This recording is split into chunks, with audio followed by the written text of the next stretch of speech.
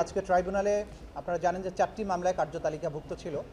তার মধ্যে 2টো ছিল পুরাতন মামলা, যেগুলোতে আমরা সময় চেয়েছি, ডিফেন্স পক্ষ সময় চেয়েছেন, সেগুলোর সময় দেওয়া হয়েছে। কারণ পুরাতন মামলার সাক্ষী আসছে না, আসামিরাও হাজির হচ্ছে না, সেগুলোর ব্যাপারে নেসেসারি আদেশ তারা দেবেন আদালত, সে কারণে সময় দেওয়া হয়েছে, পরবর্তী তারিখ দেওয়া হয়েছে।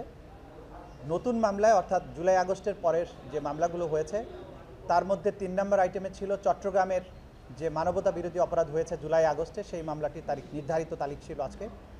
সেখানে আসামি ফজলে করিম চৌধুরীকে আমরা একদিনের জন্য ইন্টারোগেশনের অনুমতি চেয়েছিলাম, আদালত সেটা দিয়েছেন। আগামী 16ই জুলাই তাকে একদিনের জন্য ইন্টারোগেট করার অনুমতি দেওয়া হয়েছে, 16ই এপ্রিল।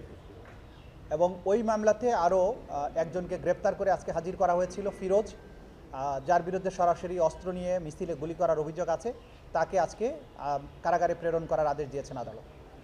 এর বাইরে চট্টগ্রামের মামলায় 359 জন আহতের খবর আমরা পেয়েছি, 459 জনের আহতের খবর পেয়েছি, 9 জন শহীদের তথ্য পাওয়া গেছে। আসামি যে কয়েকজনের বিরুদ্ধে গ্রেপ্তারি পরোয়ানা জারি হয়েছে তার বাইরেও অনেক আসামির তথ্যাদি পাওয়া যাচ্ছে। আমাদের তদন্ত সংস্থা দিনরাত কাজ করছেন বাকি আসামিদের শনাক্ত করার জন্য, এবং পেছনে যারা এই পুরো পরিকল্পনার সাথে ছিলেন, বিভিন্ন বাহিনীর লোকজন, আওয়ামী লীগ, যুবলীগ, সবাইকে আইডেন্টিফাই করার জন্য যে তৎপরতা সেটা চলমান আছে।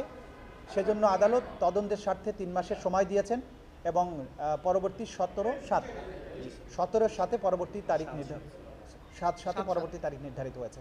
অবশেষ আশুলিয়ার যে তদন্তটা চূড়ান্ত হয়ে গেছে, সেখানে 3 জন আসামি অন্য মামলায় গ্রেপ্তার করা ছিল, তাদেরকে আজকে এই মামলায় গ্রেপ্তার দেখানোর আবেদন মঞ্জুর করা হয়েছে।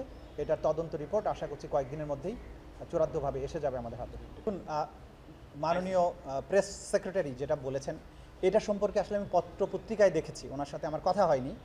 আমরা নীতিগতভাবে বাংলাদেশের যে চলমান গণ হত্যা বলেন অথবা ক্রাইমস অ্যাগেনস্ট হিউম্যানিটি যে মামলাগুলো আছে, আমরা বাংলাদেশের এই ট্রাইব্যুনালেই এই বিচার করার ব্যাপারে আমাদের সিদ্ধান্ত রয়েছে।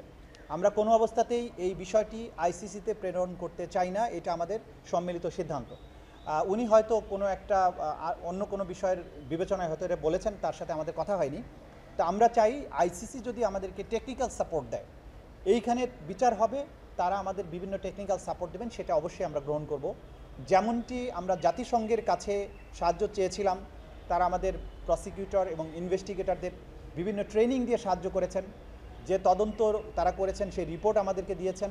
আমরা এখন তাদের কাছে চেয়েছি ওই রিপোর্টটা প্রিপেয়ার করার জন্য যত লোকের ইন্টারভিউ তারা নিয়েছেন, যে সমস্ত ম্যাটেরিয়াল তারা কালেক্ট করেছেন, সেই জিনিসগুলো আমরা চেয়েছি বিচারের স্বার্থে ব্যবহার করার জন্য। সেই তথ্যাদি পাওয়ার ব্যাপারেও আমরা প্রক্রিয়ার মধ্যে আছি। সুতরাং সেই ধরনের সহযোগিতা যদি আইসিসির থেকে আসে, আমরা সেটা গ্রহণ করব। কিন্তু মামলাগুলো বিচারের জন্য আইসিসিতে প্রেরণ করা হবে না, এটাই এখন পর্যন্ত আমাদের রাষ্ট্রীয় সিদ্ধান্ত। আমরা যেহেতু এটা পাঠানোর চিন্তাই করছি না, কাজে এই প্রসঙ্গটা আলোচনা করার প্রয়োজনই নেই। বাংলাদেশ এই ধরনের মানবতা বিরোধী অপরাধের বিচার করতে সক্ষম, বাংলাদেশ এই বিচার করতে দৃঢ় প্রতিজ্ঞ এবং ইচ্ছুক, বাংলাদেশের সেই সামর্থ্য আছে। সুতরাং ঘটনা বাংলাদেশে ঘটেছে, আসামিরা এই বাংলাদেশেই বাস করে বা বাংলাদেশের আশেপাশেই আছে, সাক্ষীরা এখানকার। সুতরাং এই বিচার বাংলাদেশের কোর্টে হবে, এইটাই হচ্ছে স্বাভাবিক বিষয়।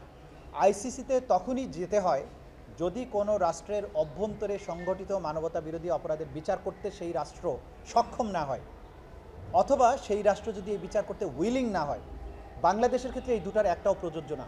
সুতরাং বাংলাদেশ আইসিসির মেম্বার রাষ্ট্র হওয়া সত্ত্বেও বাংলাদেশের অভ্যন্তরে সংগঠিত মানবতা বিরোধী অপরাধের বিচার বাংলাদেশের অভ্যন্তরেই করতে চায়।